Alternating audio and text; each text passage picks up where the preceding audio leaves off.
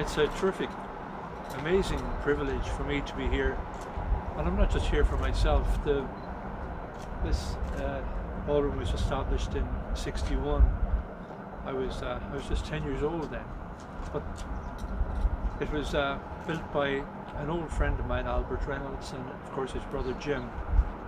And 16 years ago yesterday, Albert launched our book.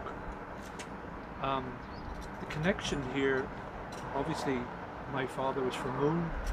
Didn't have the best start in life, but he went on to become the man that I aspire to be. Having said that, when I was young, maybe in my mid-teens, passing through Athy, there were two routes we could take from Carrick-on-Suir. We went up onto Glenbower and then we would head up towards Kilkenny. You could go by Athy or you could go by Carlow. And my aunt lived in Carlow. Her name was Essie Gann, my father's sister.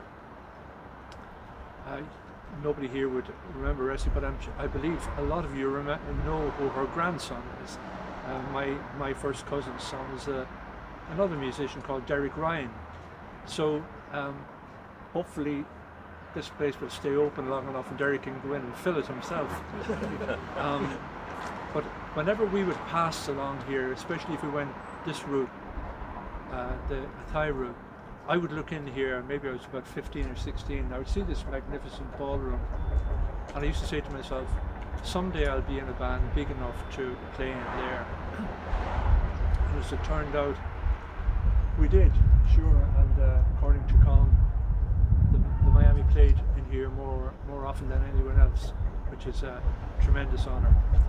I have no doubt that the establishment of this particular ballroom in '61 perhaps influenced Jimmy Hart and Tony Bogan and the others who formed the Miami the following year in '62. It gave them the confidence to get in on perhaps one of the most amazing live music scenes the world has seen for a long time. The showband era, I always say, was the golden era for musicians.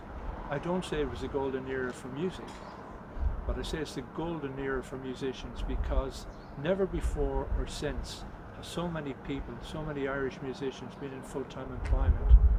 And I keep telling that to the politicians in Dublin. Start the showband industry again and we'll put 12,000 people into work. But being here today and being part of this unveiling, I'm doing it for all of the musicians who went through the Miami Showband, from Jimmy Hart to Dickie to Fran and all of the lads. God bless them all. So I'm very, very proud to do this. Thank you.